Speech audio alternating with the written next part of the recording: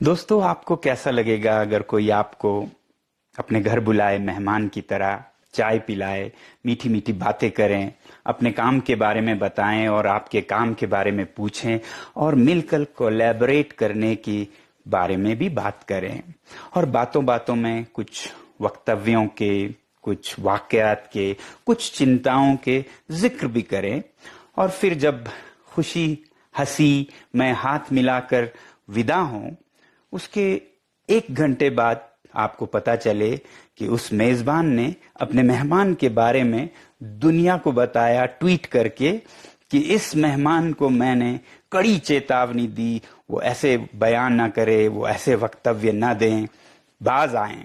बन जाएगा ना आपके ट्रस्ट और भरोसे का फलूदा। ऐसा ही कुछ हमारे साथ भी हुआ जब कल हमें लद्दाख के एलजी वीके सक्सेना जी ने अपने घर बुलाया, चाय पिलाया, मीठी मीठी बातें की, अपने बहुत ही अच्छे कामों के बारे में बताया, जिसमें कि पौधे उगाना, पेड़ लगाना, सरोवर बनाना, पानी का इंतजाम करना, इन सब के बारे में बताया और कोलैबोरेट करने की पेशकश की। और फिर बातों बातों में उन्होंने ये जिक्र भी किया कि आपने जो कॉकरोच जनता पार्टी के बारे में बयान दिया था, उससे हमें चिंता होती है, क्योंकि आप ऐसे शख्सियत बन गए हैं कि आपके हर बात अगले दिन अखबारों की सुर्खियां यानी कि हेडलाइंस बन जाती हैं। तो आप कृपया ऐसा न कहें तो बहुत अच्छी होगी, हमारे वातावरण अच्छा बनेगा। और मैंने उन्हें कहा कि देखिए, मैं इसे एक बहुत ही रचनात्मक क्रिएटिव एक्सप्रेशन मानता हूं युवा पीढ़ी का। सरकार को असुरक्षित या इनसिक्योर महसूस करने के बजाय उनकी बात सुननी चाहिए। अगर वो कह रहे हैं कि शिक्षा नीति में समस्याएं हैं, पेपर लीक हो रहे हैं और मिनिस्टर को रिजाइन करना चाहिए, तो उसमें बुरा क्या है।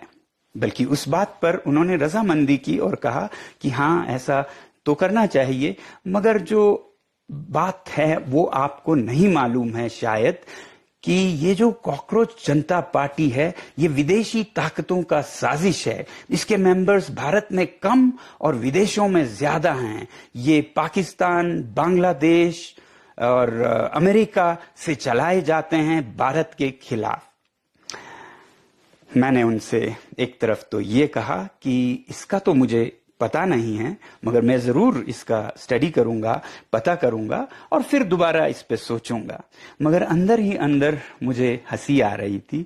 हंसी इस बात की, शायद एलजी साहब को ये नहीं पता था कि ये सब बातें या कहानियां वो उस आदमी को सुना रहे थे जिस आदमी पर करीब 8 महीने पहले ऐसे ही कहानियां बनाकर कि इसके पाकिस्तान से संबंध हैं, चीन से संबंध हैं, सोरोस फाउंडेशन से संबंध है, ऐसे कहानियां फैलाकर उसे एनएसए के अंदर जेल में 6 महीने बंद किया था। मैं वही शख्स था, मगर शायद उन्हें नहीं पता था क्योंकि वो नए हैं।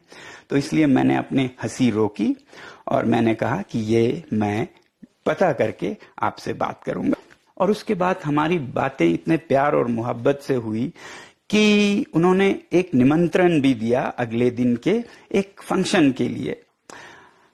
फिर जब हम वापस आए बहुत ही खुशी से, हंसी से, उसी के ठीक 1 घंटे बाद हमें दिखता है कि उनका एक ट्वीट आया है जिसमें वो मुझे फटकार लगा रहे हैं, लगभग कहते हुए कि हमने उन्हें ये चेतावनी या सीधी बात की उनसे कि वो ये ना करें, वो ऐसा ना करें, कॉकरोच जनता पार्टी के बारे में वो अपनी बयान को दोबारा सोचें।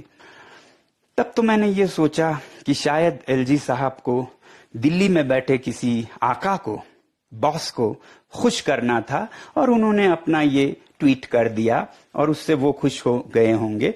इस बात पर रिएक्ट करके, प्रतिक्रिया करके मैं इसे और हवा क्यों दूं, और मैं आराम से सो गया। मगर सुबह उठता हूं तो देखता हूं कि वो ट्वीट उन्होंने अपने तक सीमित नहीं रखा, उन्होंने अखबारों में फैला दी।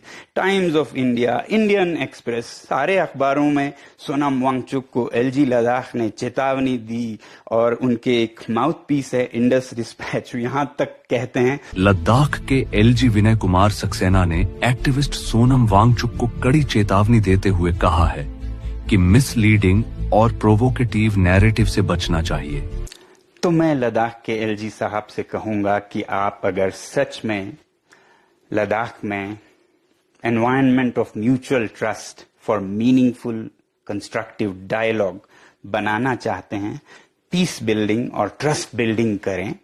और जहां तक कॉकरोच जनता पार्टी के भारतीय होने या ना होने का सवाल है, तो मैं ये आप पर छोड़ता हूं, कॉकरोचों पर छोड़ता हूं, और खासकर कॉकरोच इन चीफ दीपके जी पर छोड़ता हूं कि आप मुझे कन्विंस करें, साबित करें कि कॉकरोच जनता पार्टी के सदस्य भारत से ही ज्यादा हैं। तो मैं आपका समर्थन वैसे ही करता रहूं जैसे पहले किया, क्योंकि अगर कुछ लोग कहते हैं 94% भारत से हैं, 6% बाहर से हैं। 94 तो क्या 70% भी अगर भारत से हो, बाकी 30% अमेरिका, यूरोप, नेपाल, बांग्लादेश, पाकिस्तान से हो, तो मैं ये कहूंगा कि कम से कम क्रिएटिव एक्सप्रेशंस एंड प्रोटेस्ट्स में, कैंपेन्स में तो भारत विश्व गुरु बन गया है, क्योंकि भारत के इन आइडियाज के पीछे दुनिया अब चलने लगी है। तो मेरा समर्थन आपको जारी रहेगा। मगर अगर ये साबित होता है कि भारतीय है ही नहीं, ये विदेशी ताकतें चला रही हैं, तो मैं सच बोलता हूं, मैं दोबारा सोचूंगा और सबसे कहूंगा कि दोबारा सोचें। तो इसलिए आप पर छोड़ता हूं, ये साबित करें। बस इतना ही। जय हिंद।